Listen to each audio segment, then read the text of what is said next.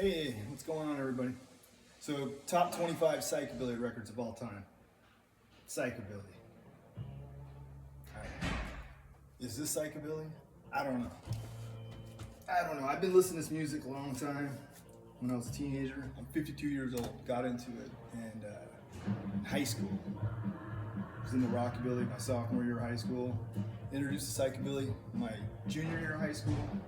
So, what I consider psychobilly is pretty much was in the 80s. So there's a few bands I've heard here and there that are pretty good now. In the 90s, there's some bands. So when I show you the records, they're from there I grew up in. But to me, that's psychobilly. And a lot of it, I mean, my name is psychobilly, like silly Billy, fun Billy, whatever you want to call it. But I'm gonna start off with the newer band, because most of these records are from the 80s. But I did see this band in Southern California. I think it was the first show they ever played there at a little bar, and they're from Switzerland. They're called the Frogs. They deserve to be on the list because I saw a lot of young kids playing psychobilly in Southern California. I don't know. I lose track of time at the age I am. I'd go to those shows and these kids were teenagers, 20, 25, and I'm in my 40s. So then, yeah, it was cool. A lot of cool young bands. Some of them got it right. Some just I don't know. But anyways, these guys, the Frogs, were a really good band. They're from Switzerland, and they were cool kids. I remember I went with the little Marco, the bass player at the show, and I don't know if he spoke English or not. I started talking to him, and I go, "You speak English, buddy?" And he's like, "It's weird." funny kid. But yeah, they played a Torment song, I remember, and they have a cool sound. They have a lot of fun, and they write their own stuff. They deserve to be on the list because they, in my eyes, in the 2000s, they were probably the coolest band I ever heard trying to play silly Billy, fun Billy, whatever you want to call it. And I dig it, so you should check it out, the first album. It's got a game. I think they called it Tin Side.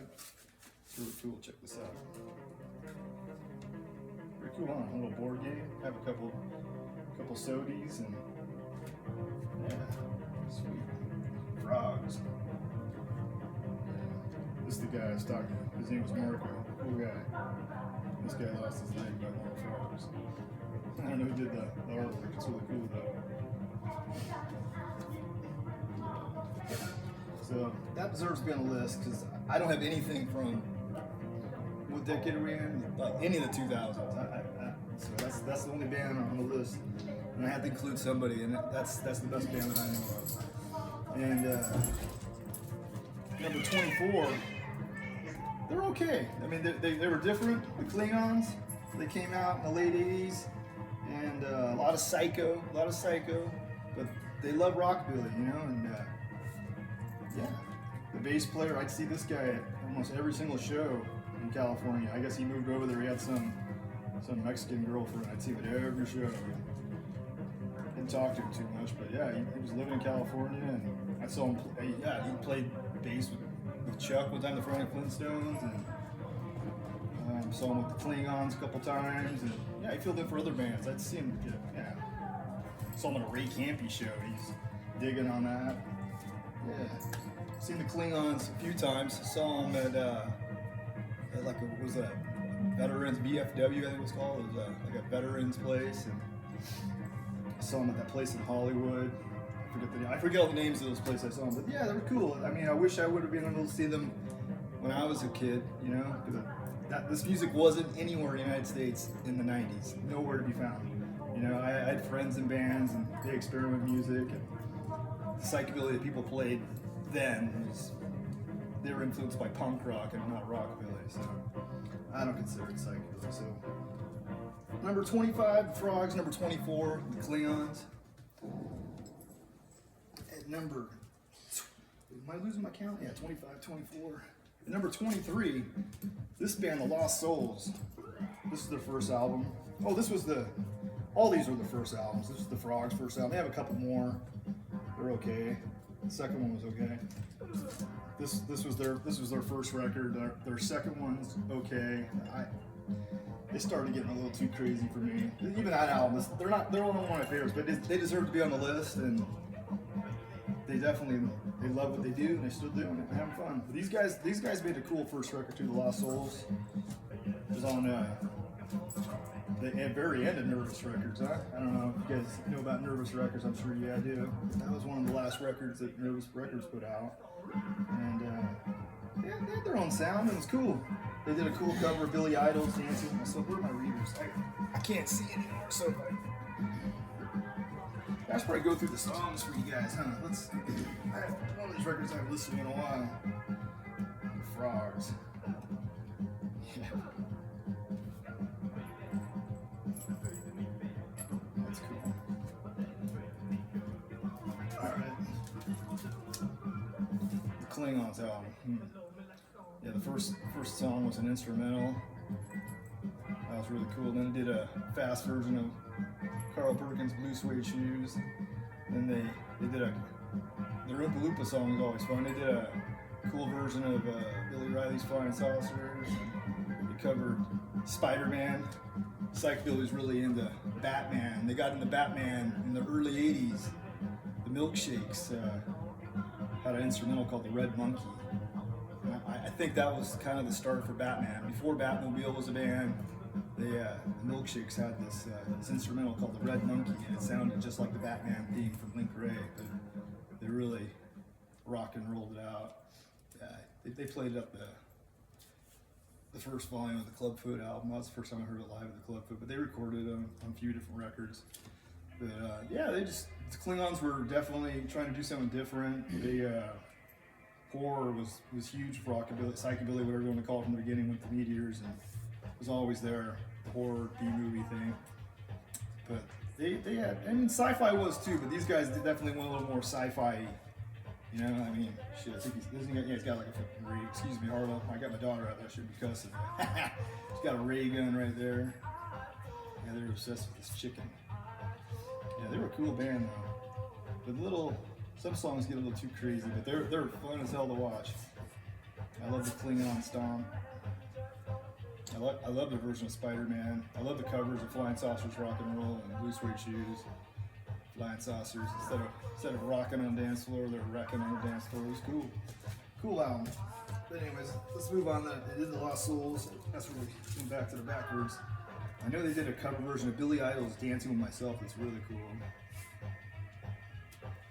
The very first Lost Soul song I ever heard. I got into this band actually a little later. I got into the Klingons right after high school in the early 90s. And the Lost Souls, I had a song on a compilation album in the mid 90s that was that Lost Soul song. And then I had a young friend who kind of reintroduced me to psychobilly scene that was going on there in California. And he introduced me to this band. I heard of them, but I didn't know they had a record. And I found it, and it's really good. I like every song on the album. And it deserves to be a top 25 psychobilly album for sure. Very unique. Another band that a lot of people probably wouldn't include, but I think it's great because at the time period, this band Stage Fright weren't around too long, and kind of just basic rockabilly, singing about Island of the Lost Souls. They did a cover version of Sonny Fisher's Pink and Black, awesome rockabilly song. Cover song of Eddie Von Slippin' In, cover song of Elvis's Baby Let's Play House. Just typical rockabilly, psychobilly stuff. And they did a Creedence Bad Moon Rising. But then the songs they wrote, Black Magic, super cool. Noises, Island of the Lost Souls, Take the Money and Run. The song Freight Train is actually a cover song, but it's a 60s song, and you wouldn't think that they would make it into a psychobilly song. They did a really cool job with that. And at the time, when this came out in the late 80s and 89, psychobilly was starting to get really hard, a lot of heavy metals coming into it. These guys still kept it rockabilly, so I think they should be on the list. They're one of the bands keeping alive in that late 80s era. This band sucks. I saw them a couple times at shows, and I went to the bathroom the whole time they play or something, or walk around. was single at the time and just look at girls that were way too young for me to go out with, but I couldn't handle them. But their first 3 albums were absolutely awesome. This first album came out and it was a throwback to, you can tell they love the Deltas, and they love Sonny Domestos, who's another German. These guys are from Germany, everyone knows that. But this album, they were a trio, and the singer, a lot skinnier back then, he played the drums standing up and sang at the same time, and a lot of rockabilly in this, and played really fast and raw. And first album, really good. Second album, the third album, followed the same style.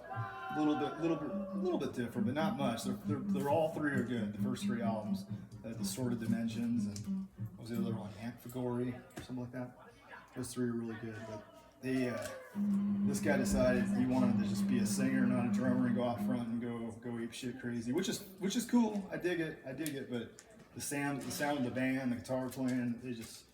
I have their third or their fourth record somewhere in my collection, and I never bought a record of them ever since. But the first album of theirs, really good. Yeah, I mean that starts off with, instead of like Lonesome Train or Mystery Train or all these rockabilly stuff singing about trains, they do a song called Acid Train. Pretty freaking cool. Yeah, I remember the song Straight to Hell is really cool though, because besides mixing elements, the punk obviously with rockabilly, the guitar solo, straightforward rock and roll, very fast, almost not really rockabilly, like a Gene Vincent, Cliff Gallup guitar solo, but then he goes in between a rock and roll and like punk in the solo, and it works. It's really cool. But most of the guitar playing guys heavily influenced by rockabilly, and that's the difference between all those bands back in the 80s, the early 80s and late 70s and mid 70s that were playing rock and roll. They were influenced by 50s rock and roll, all of them, every single one, the Meat Eaters, and obviously Stewart from the Guana Bats and the Polecats. All those bands were influenced by 50s rock and roll, and they were into that Teddy Boy scene, which for me sucks because I wasn't into that stuff. It was way before my era. But yeah, all the bands that came from the 90s until now, 90% of them were influenced by punk and heavy metal. And sorry, my cat's going to keep shit. Soka. Yeah, that's Ahsoka. Oh, you can't see her. She's up there. Named after Ahsoka Tano. You guys know Ahsoka? Yeah? Anyways, let's move on to where we at. We've got 1, 2, 3, 4, 5. I can't count too good. 1, 2, 3, 4, 5. So 25, 24, 23, 22. So the number 21. Number 21, Mad Sim was from Germany. They came out in the late 80s. Germany got a psychobilly scene somewhere around probably 84-ish, I'm guessing, after it ventured from England into Holland and that area, maybe Belgium, but Germany got onto it pretty early on in the early mid-80s. I'd say about 84. And there was a couple bands, but this band, POX, made a record in 1985, and really cool. Demand or Go, which everyone knows, was they were starting out, doing shows like probably in 83, 84 in that era, but they didn't have an album out yet, so I don't think they had never been to Germany. They didn't have a record out. I don't think these guys would even know anything about it. And the singer from this band, very, very, not quite as wild as the singer from Demand or Go, but I didn't know about him in high school. I stumbled onto him probably sometime in the mid-90s, even before the internet was out, and didn't have any idea about their live shows and footage. And I saw some footage of someone posted a show of theirs in Germany in the mid-80s, like 85, when Batmobile was starting. And that singer, he had like ripped fishnets underneath his bleached jeans and combat boots, and would tear them off, and pretty unique, because at that time psychedelia was still movie-based, monster movies and sci-fi a little bit, and insane people, and yeah, rockabilly was heavily big, but the whole perversion. There was besides Meteors had a song called Sick Things, which is kind of perverted, I guess, but nobody went full on that yet, like a minute ago. And these guys definitely were doing something different, and had a little bit of the Stingrays kind of thrown in there, they had a song called Sick Brains. Sick Brains. That song was my favorite. I remember that. I love that. And they did a cool version of Carl Perkins' Boppin' the Blues. But yeah, it's kind of like a mini album. Not too many songs on there, but definitely one of the first German bands. Not a huge fan of A Minute Ago, but where we're at, number 20, I guess. I don't know, number 20. The first two records, but the best. This one by far, way better than the second one. And he's awesome. And the guy's, one of a kind. The guy's been doing his thing since he was a teenager, and he's still a teenager today. I relate to that. Good for him. But the guitar players for them, this guy was older than Sparky, guitar player, and he loved rockabilly, and it shows on all these songs. The guitar playing's really good, and they lost that element to their music on the second record, and all the stuff in the 90s. And I know they're still making stuff. They just put an album. I haven't heard an album of theirs, and I think the last album I even heard was what is it? One in the 90s. That Digital Madness. Yeah, the one that came after that, and I've never even listened to the records fully. I just hear a song, second of it, and that sucks. It sucks, but awesome. This first album of theirs, a lot of people would probably say it's the best psychobilly record of all time, but for me, it's not. It's number 20, but it's the only album of theirs I'm gonna have on the list, and it deserves to be on the list for sure. Because when you think of what a psychobilly would be, it would be Sparky for sure. The guy's crazy. God bless him. Not the first. No, there's POX was doing their thing before the Scalawags. But these another German band. Germans still love psychobilly, and I know they've been doing festivals all through from the 90s all the way to now. There's a lot of good psychobilly bands from Germany in the last 20 years still. The Frogs are from Switzerland, but there's some good German bands. I know that band Degenerated's from Germany. Or the Magnetics from Germany? I don't know. There's some good German bands.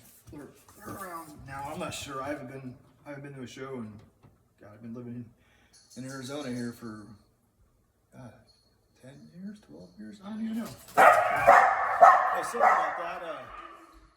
We ordered some Chinese food. But anyways, we're talking about the Scalawags. Cool German band. Introduced to me by my friend Shane in California. Never heard of him. He introduced to me 20 years ago, whenever it was. I don't know when I met Shane. But this is their first album from 1987. Did this one have any covers on it? Yeah, they did. They covered The Clash's London Calling, which I'm not a big Clash fan, and I definitely don't like that song. And I like their version, though. I don't like The Clash. But, yeah. Very, they like Frenzy. You could tell that. They like Frenzy's first album, for sure. Very silly Billy. See, I would call this, this is where the word psychobilly, when I first got into it, I didn't know the spelling of it. I called it psychobilly, like with an A, like psychedelic, psychobilly.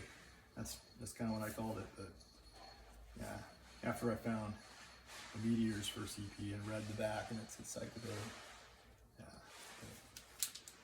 Yeah, I'll do more videos about what I think psychobilly is, and the Cramps aren't psychobilly, no, to me, not at all, not one bit. But yeah, they're heavily influenced by Frenzy. Love this record. They only made a couple records, and they never got back together. I think most of those bands from England, and yeah, Mad Sound. I'm not sure about Sunny. But a lot of those German bands and European bands, they came over to California in the last 20 years, and I got to see pretty much most of them, a lot of them. And these guys never reformed, which is kind of cool, because I think a lot of these bands probably shouldn't reform. It's kind of fun to see them, but it's not the same.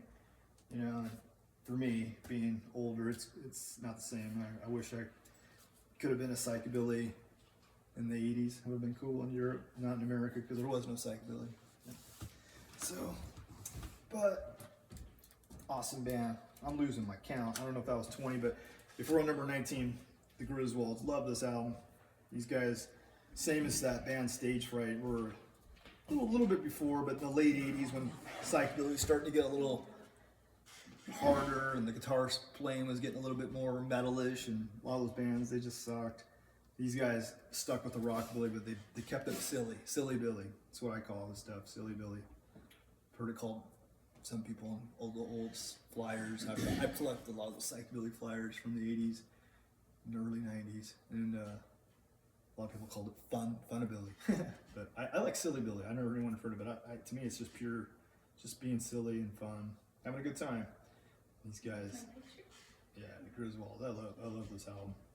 He's a cool guy, Gary Griswold. They came over to California, but I didn't see him. I remember they just played a show when I met this kid when I used to live in San Clemente, California, and I say this kid with a surfboard with no shoes walking, and he's got a Guana Bats t-shirt on, and I've never seen a Guana Bats t-shirt except for maybe my friend Heath had one. You know, I had one. I didn't know him with anyone. I remember the Guana Bats in maybe the late 90s or early 2000s. It was just Pip, you know, the singer. He played a show at the Doll Hut, and I showed up, and they played some songs, and it was pretty cool. And I don't even know if that band Tiger Army was even out yet, but there's no psychobilly bands were coming over here. And this is one of this kid that I met, Shane. I don't know if all these kids into the psychobilly scene know, they called him Asian Shane. Awesome kid. I mean, you know, he's older now, and he still loves psychobilly. But he saw the Griswolds like just before I met him. I was walking. I was like, dude, you like the Griswolds? Or excuse me, you like the Guana Bats? Obviously, he's got a t-shirt on. He's like, yeah, that's freaking cool. And remember, I'm like, I don't know, I'm 40 something. This kid's like 18, 19 years old. I don't know, 21 at the oldest. He was pretty young.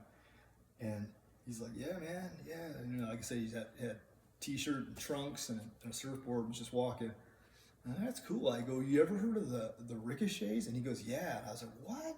I go, yeah, because the bass player from them, you know, wound up playing for the Guana Bats. And he knew about it. And then that's when he said, yeah, I just saw the Griswold. I go, the Griswold? I go, wow, I haven't heard that name in a long time. I go, they just played a show here.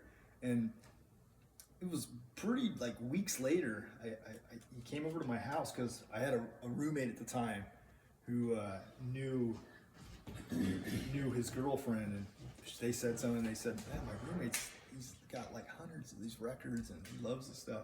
So he came over and we just hit it off. We were buds, and he said, hey, you want to go to a show? And I can't remember if it was the Frantic Flintstones or what it was, but he took me to a show in Hollywood. And ever since then, I just was going to shows with him, and it was cool to see all these bands that I used to like when I was a teenager that never came over here.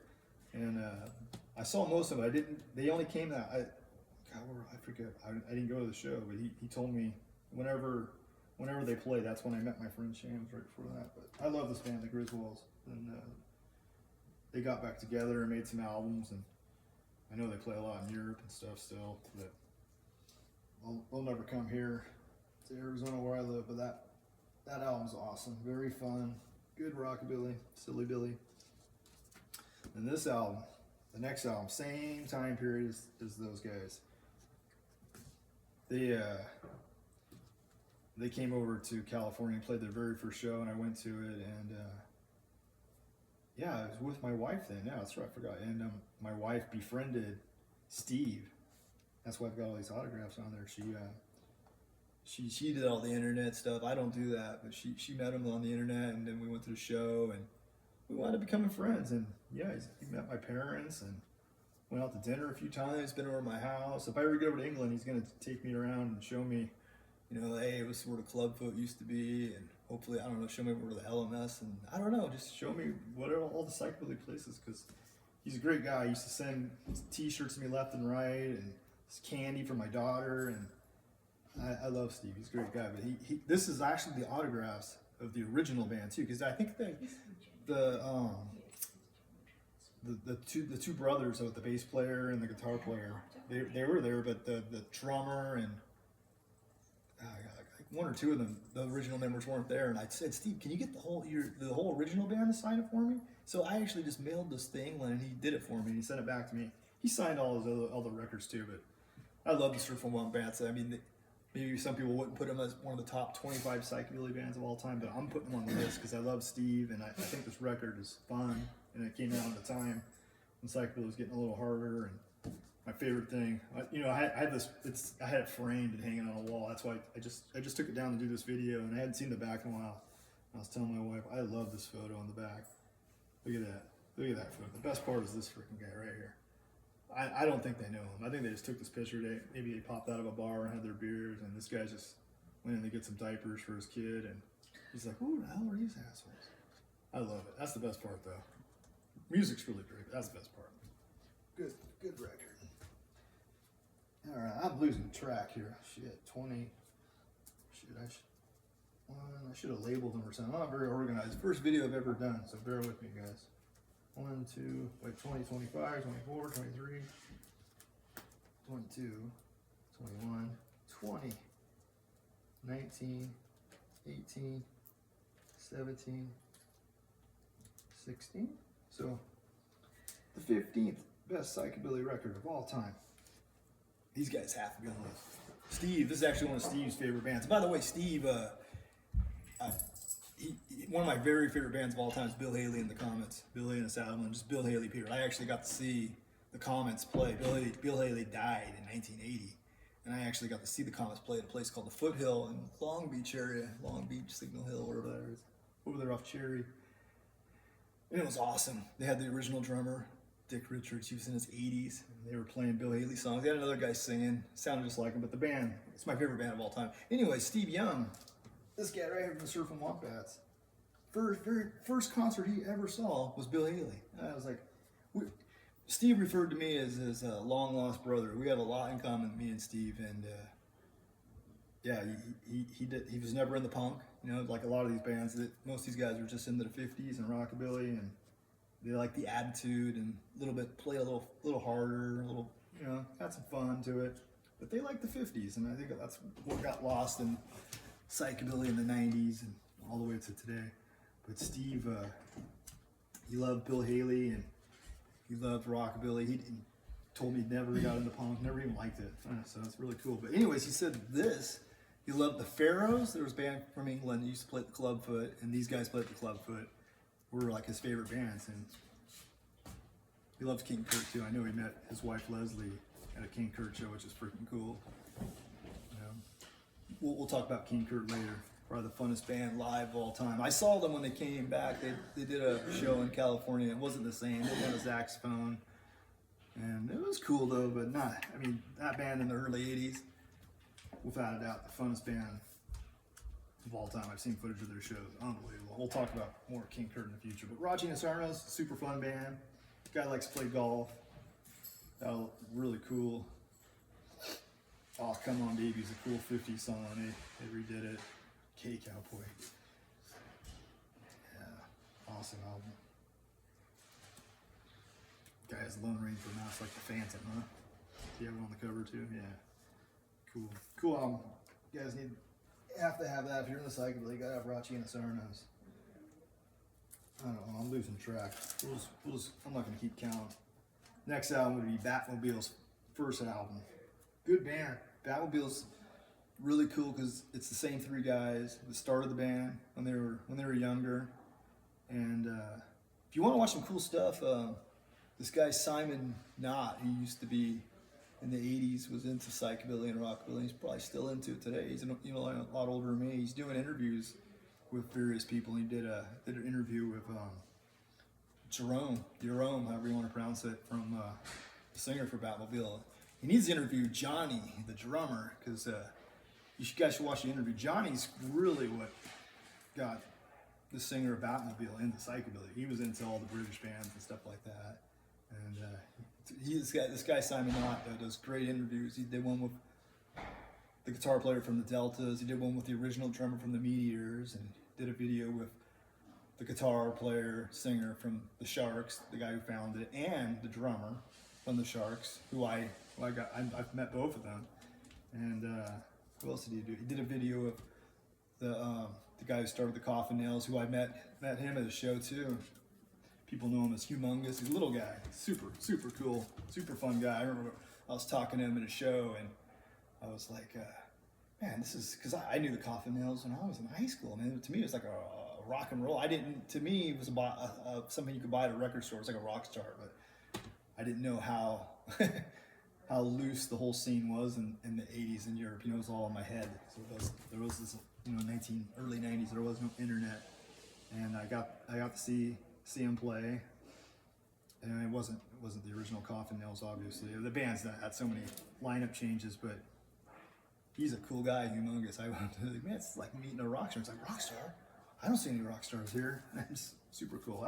Every one of these bands, I've met a lot of these guys, and I never talked to Batmobile though.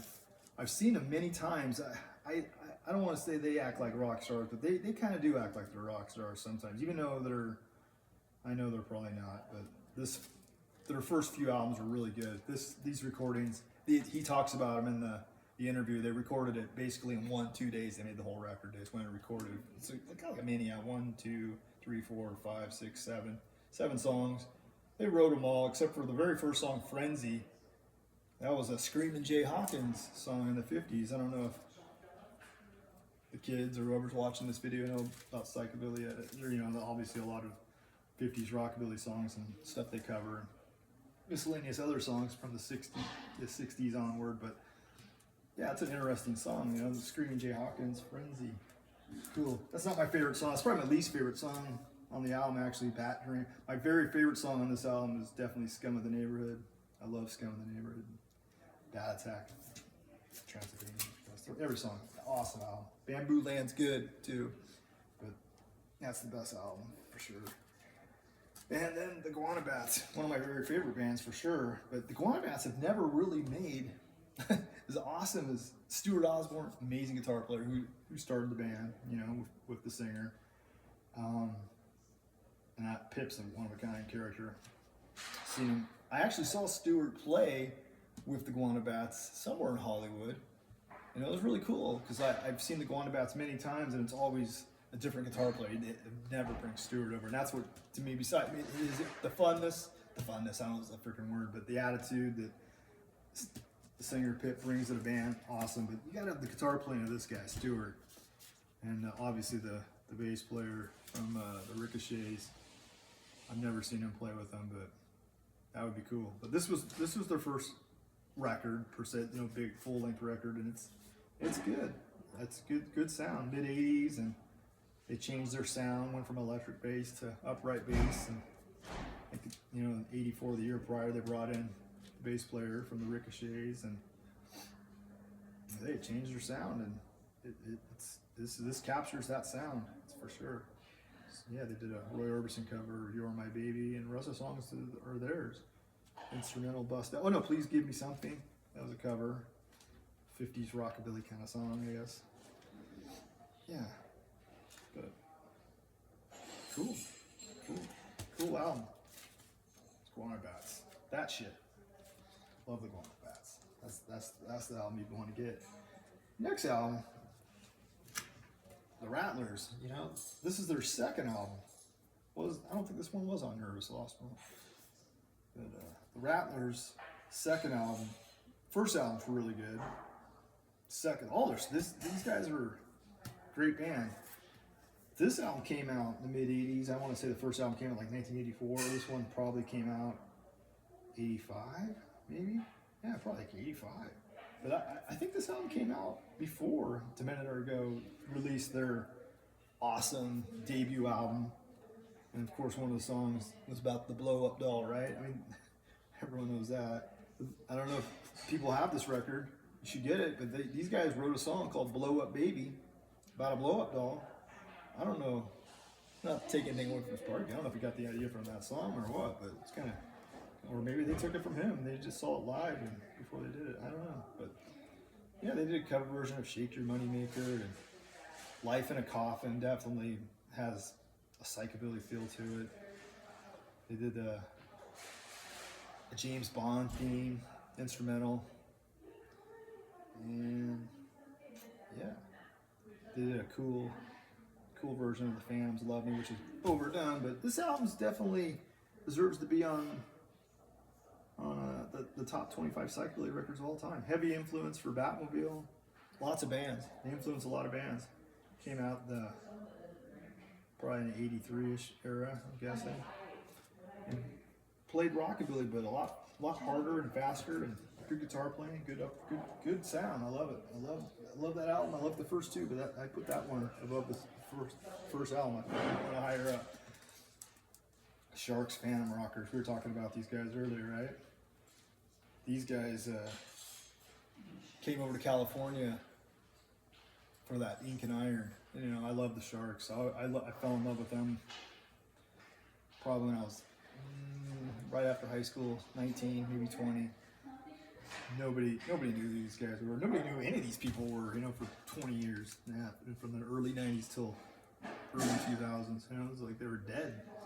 But when they played that Ink and Iron, I mean, there was all the little young kids that were in the psychobilly going crazy out there, but 90% of the people at that thing weren't even watching these guys. Couldn't believe it. Very first show the Sharks ever played in the United States, and no one over the age of 30 even cared about them. And yeah, I showed you.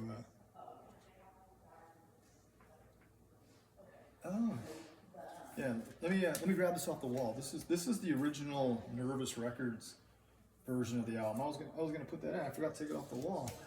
I got them to autograph it too when I was at the Ink and Iron. It was cool. Like I got Hodge. Oh, hey, where did Hodge right on there?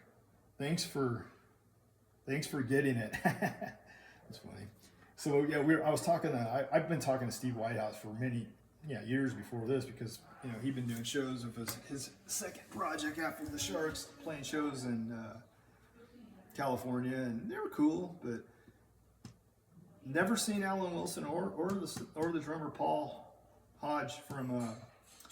The Sharks never played a show in California until that Ink and Iron show, and Paul was out in the audience, and I was talking to him, and Steve was there too. I talked to him many times, but I never got a chance to talk to Paul, and we were talking for a while, and he's like, dude, you got to meet Alan, because Alan was backstage, and he brought Alan Wilson out from where we're backstage, and he brought him back, and I talked to Alan and Paul for a while, and they got the record signed, so yeah, I should have showed that one to you, but I just did.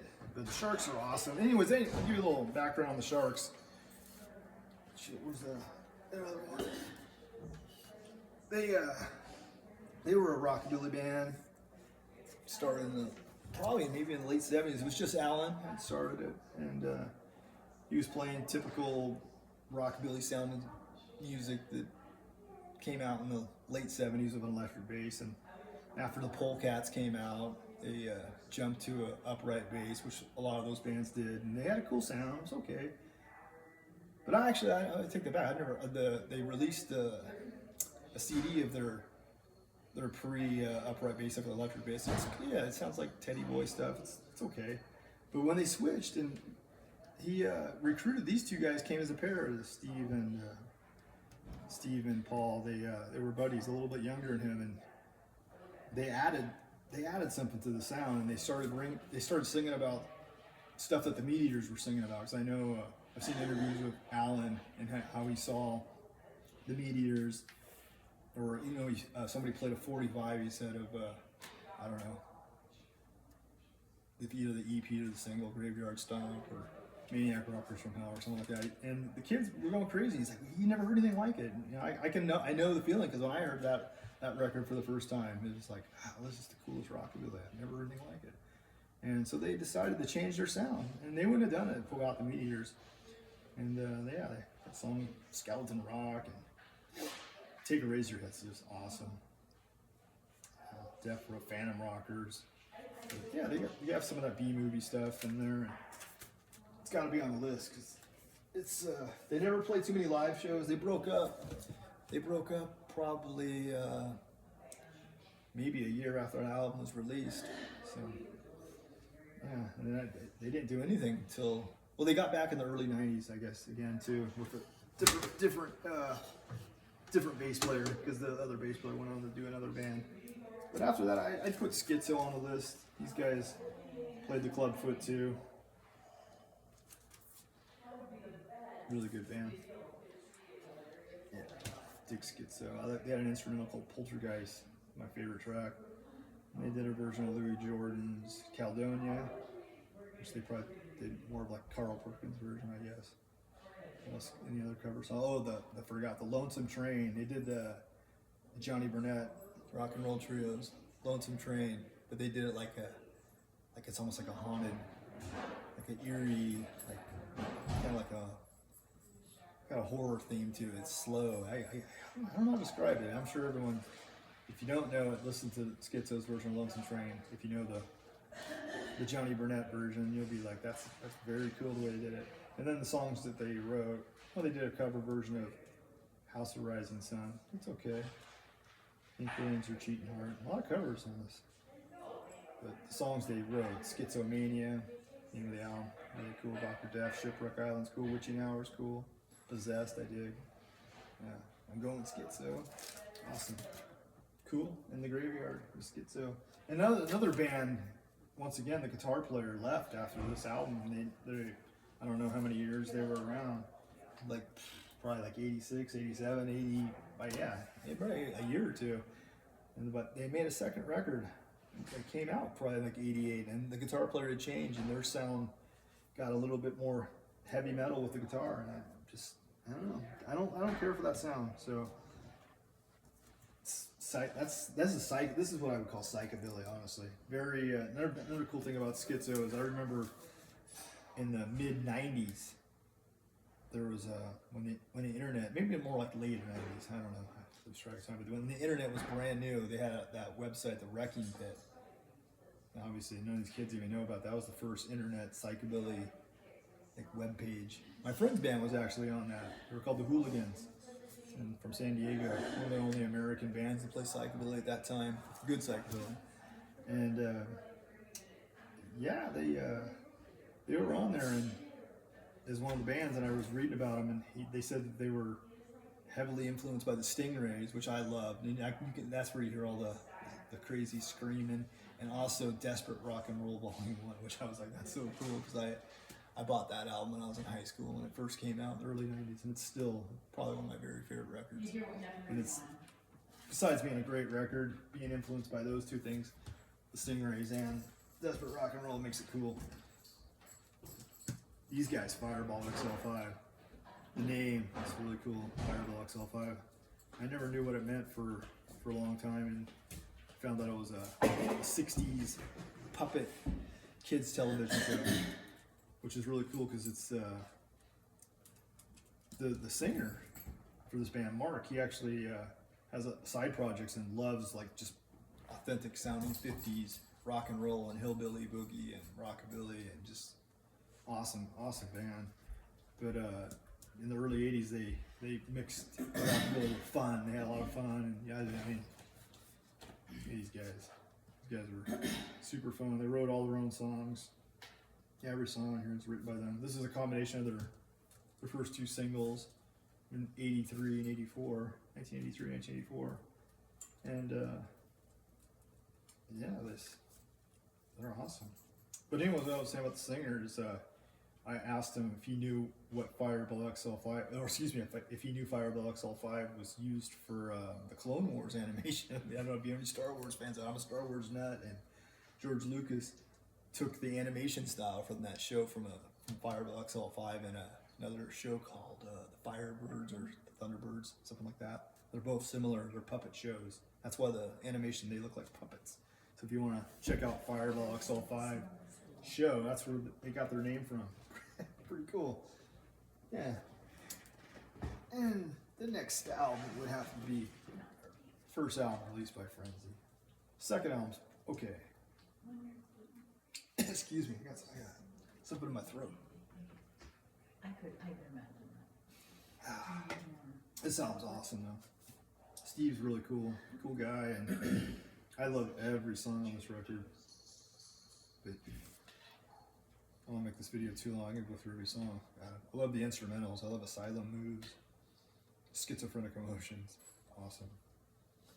Frustration is another cool instrumental. Is Torment on here? Oh. Torment was on the EP. I had that hanging up on the wall. But the first EP, Robot Riots, Robot Riots on the EP too. That's not on here. But the first EP in this album from '84 and '85. Yeah, so yeah, the Sharks broke up in '83, '84 right after they played about like 3 or 4 shows. They never even played shows. People, can you imagine that? The Sharks, nobody even liked the Sharks when they first came out. They're like, this is nothing great. It's kind of crazy. So Steve went on and started his own band, and it sounds like the Sharks, but just a little bit more. I don't know. It's hard to. It's like the Sharks, but just a little bit different. And the original guitar player went on to start another band called Torment, which I don't include on the list. Everyone's gonna go, I'm probably wondering. I like Torment, and the only reasons I don't include them is their lyrics are a little weird for me. I love the music, but it almost sounds like it's political or something. I have no idea. They're too weird. And one of the things I love about Psychobilly is the lyrics. I don't want to hear any weird shit, and it sounds a little too political. I don't know. He had some problems in it. We all know what he did, so I don't know. But they're a good band, and he was an amazing guitar player. And I love. He's not pictured here, but the first EP with Robot Riot, they had a song called Torment, more like an instrumental. That's where they took their band name from too. But I like the stuff they did with Psycho Brand. But this guy played good guitar on this album too. The second album, the Clockwork Toy album, it's okay. There's nobody's business. It's good. But that one's the best. And then, besides POX, this is another German band that came out in 1985. This album came out. So it's either a lot different than POX, but I wasn't there. I don't know. So either the Sunny Domestos or POX were the first German bands that really do psychobilly, like Silly Billy. POX more psychobilly, like they're definitely they were the ones I was telling you about with the fishnets under their blue jeans and Sick Brains. Yeah, they're very cool. They had a second album that wasn't as good. These guys were more like Silly Billy. I know they had a song about Dracula catching the waves. They had a cool artwork. Yeah, I think he's riding the tombstone. Surfing Vampire, right? Yes. Surfside Date has the carnival music, huh? Kind of like the Addicts in their second album. They had that carnival sound to it. Squashy Lump in My Brain. That was a song of that, which is a pure psychobilly. Barking at the Moon instrumental. Yeah, I remember they covered the Sex Pistols' Anarchy in the UK. I almost like this better. I'm not a big punk rocker, so I like their Sadist, Surfing Vampire, Captain Cosmo, Monsters of the Night. I love that song. Oh, and they also did These Boots Are Made for Walking, which they took that probably from the Meat Eaters and did their version. Obviously, it's not a Meat Eater song, but they're the first psychobilly band to do that song for sure. But that's awesome. Oh, and if anyone doesn't know, the Domestos, that's bleached jeans, like what I wear, huh? It's like, definitely. Cool name, Sunny Domestos. That was like the name of the brand, I think, in Germany. Buy that album if you guys like psychobilly. If you don't have it, one of the best. One of the best. Where did we end? We're into like the top. I know we're in the top 10, huh? 1, 2, 3. Wait. 1, 2, 3, 4, 5, 6, 7, 8, 9. 10. Yeah, so we're getting into the top 10. Yeah, so we're like, this is like 6. My very favorite psychobilly band. This is one of those bands I love almost every record of theirs. They had that one record when Chuck got back from Brazil. There's a couple of good songs on that album. It's okay. But they came back and they made another record after that, and it was still pretty cool. And they haven't done anything in a long time. I don't know what happened. If anybody knows what happened to Chuck Harvey, please let me know, because I've met the guy. I want to say I want to meet him, because I have met him. He's hard to talk to. He's very hard to understand. He has that thick Cockney accent. But Chuck's great. I mean, I know he probably does a lot of stuff he probably shouldn't, but man, the music this guy makes, and I miss the guitar player, that Johnny Pug, whatever his last name is, but the guitar player on the 80s albums and all through the 90s. It's awesome. I know he wasn't the original guitar player there. The guy who played on the first album of theirs was really cool too. He played like Angus Young from AC/DC. But it's hard to include what album do I pick, you know, and this is what maybe like their second record, could be their first record. They had two that came out, one on Nervous and one on the Slink label, came out that same year. So one probably came out right after it. Nervous was, yeah, definitely the Nervous one was their first one, and it's good. I love the album on Nervous, and there's few songs the Frantic Flintstones. If anyone knows the Frantic Flintstones, these guys cover so many different types of music, and they have so many albums, so many songs, and 90% of the stuff these guys do, I love it. So it's like they don't do much stuff that I don't like. That's why they're my favorite psychobilly band, because they have so much stuff, and it's all good. I mean, I'm not a huge fan of reggae, but if they do reggae, it sounds cool. But they do hillbilly stuff. They do a little bit of ska. They don't do any heavy metal. His taste in music's really good. I know he was really into Oi and skinhead stuff when he was younger, and he was into the Cockney Rejects, but it doesn't come through in his music. The attitude's there, but in music it's all a lot of rockabilly. The guitar playing was always top notch. The guitar player they've used, most times I saw them live, wasn't fond of the guitar playing, so I missed the Johnny Pug guitar playing sound, because that's what gave them their sound. But just seeing their songs played and seeing Chuck up on stage is fun. I wish I could have saw them back in the late 80s and early 90s. But I would, if you're gonna get one Frantic Flintstone record first, this would be a good one to start. If you're not gonna get like the best of CD, which would be a good thing too, I guess, if you buy CDs. But this album, Nightmare Nervous, yeah, the Nightmare Nervous, then the Nightmare Continues, they're both awesome. But I'd get this one, the Rockin' Out. It's kind of a mini album, 1, 2, 3, 4, 5, 6, 7, 8 songs. But 8 songs are awesome. Every song's really cool.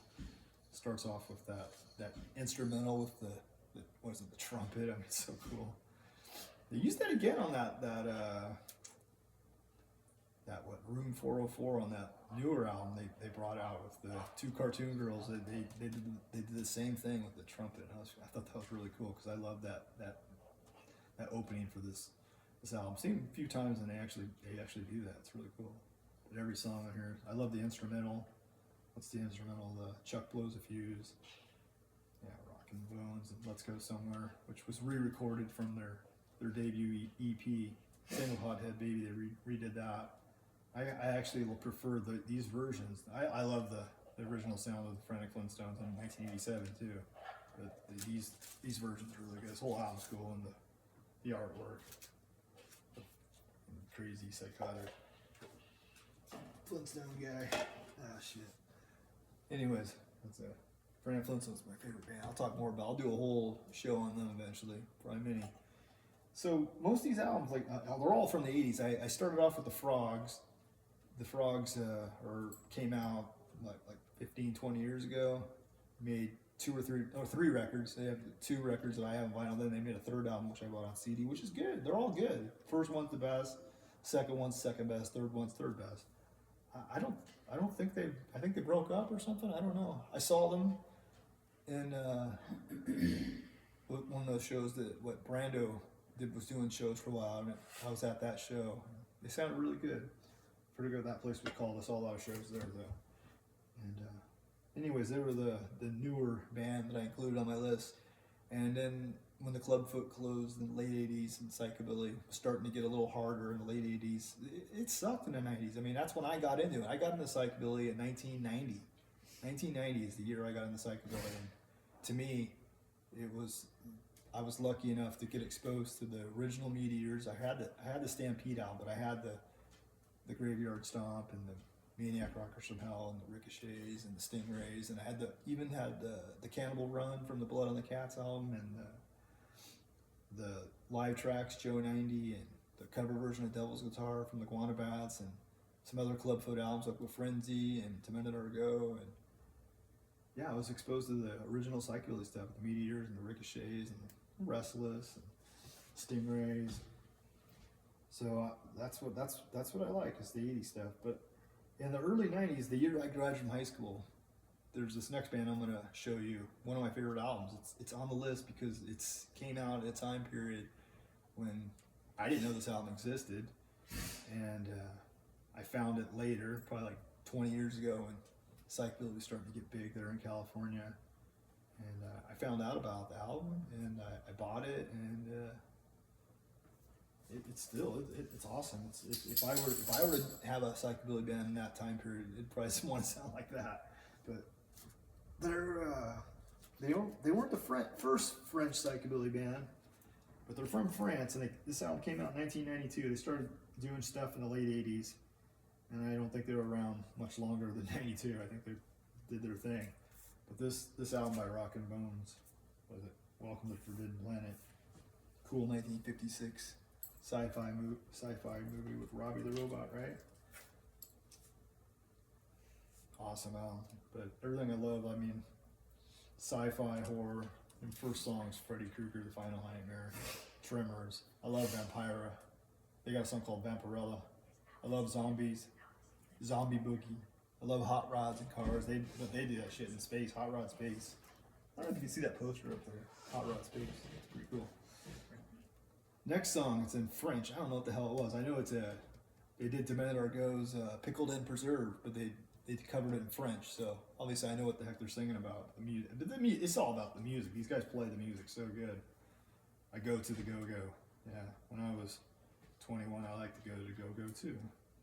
Her Laments, that's another song. This is in French. I don't know what the hell they're singing of. Anybody out there who watches this, who speaks French or is from France, or they just know what the hell it's about, tell me what it's about. I don't know. I have no freaking idea. I listen to it because there's only 2 songs in French on the whole album, and the one I know, the Pickle Preserve lyrics, those are great. I have no freaking idea what Her Laments is all about.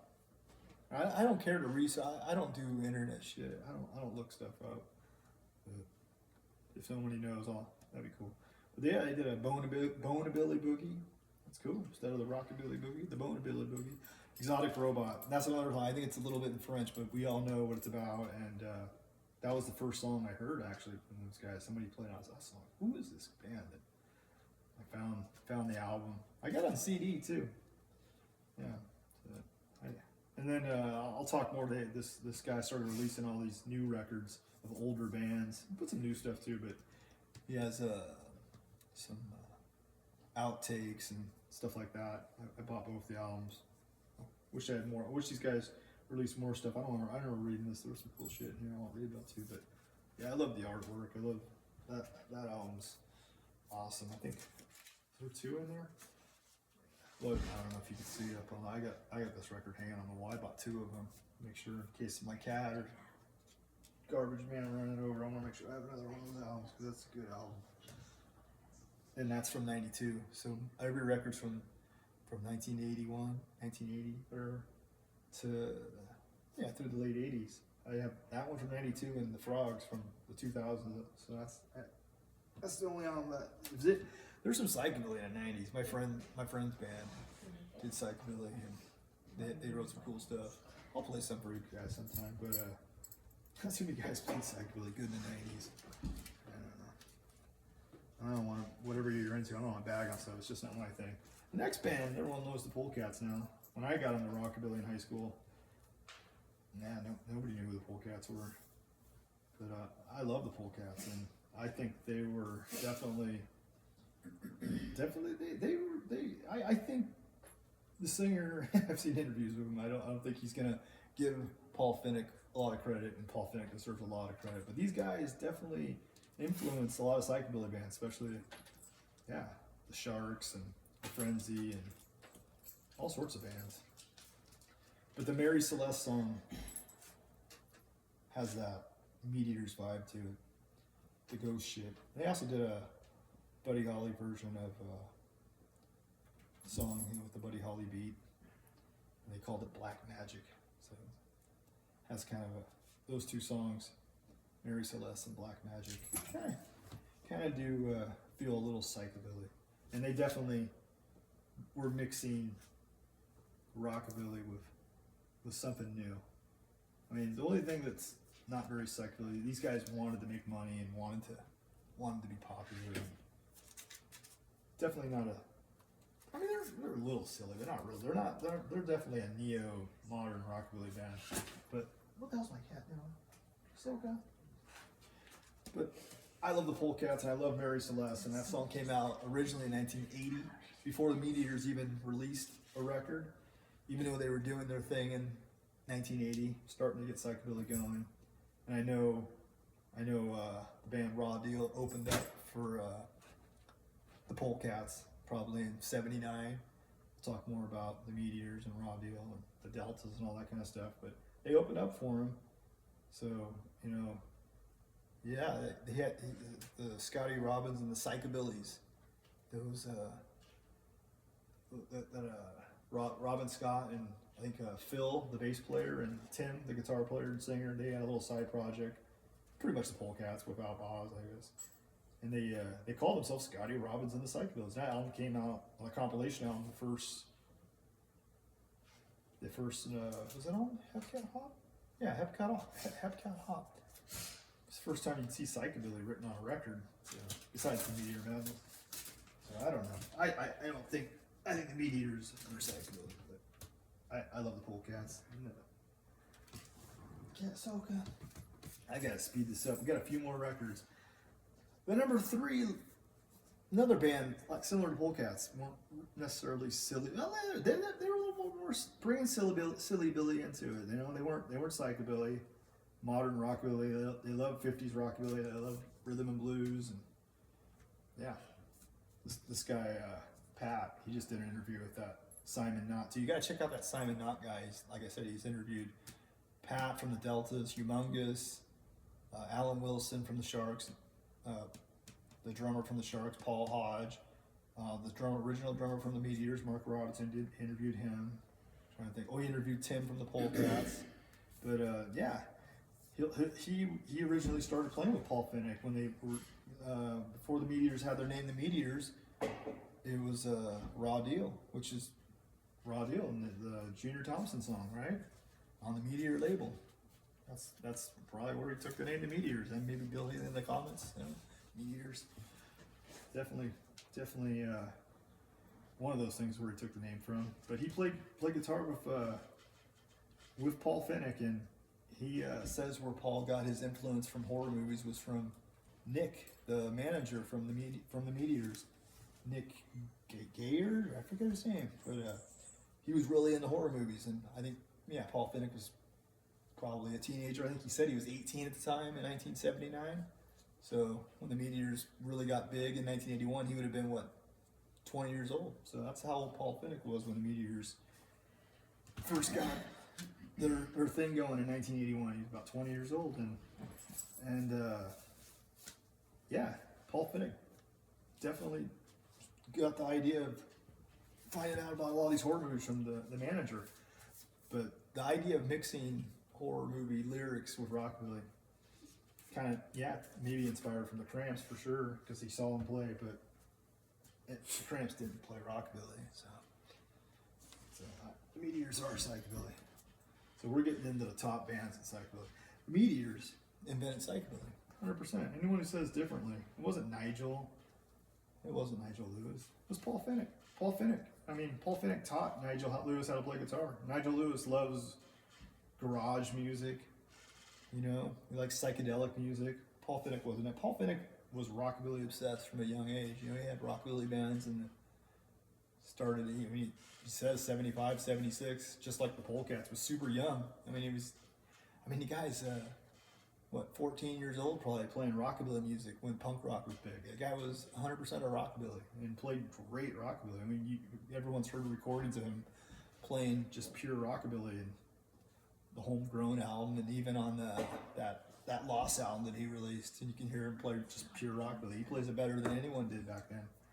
And for him to mix the whole monsters and B movies and horror and yeah, with rockabilly, instead of singing about your typical stuff, you know, cars, and was really cool. The Cramps were singing about that stuff, but their style of guitar playing and the way they play music, it wasn't rockabilly. I like the Cramps, they're okay, good band, but they never considered themselves psychobilly. Paul Fink didn't really consider himself psychobilly. I think he did. He was up and down. I think he just wanted to be more unique, and what people, you know, the whole idea of, you know, instead of swing dancing and jitterbugging out there, just going out there and beating the shit out of people on a dance floor and having a good time. And yeah, I think that whole kind of started with the Meteors. I really do. So I think they invented psychobilly. But I didn't give the Meteors a #1 slot, because the best psychobilly album of all time for me is the Ricochets.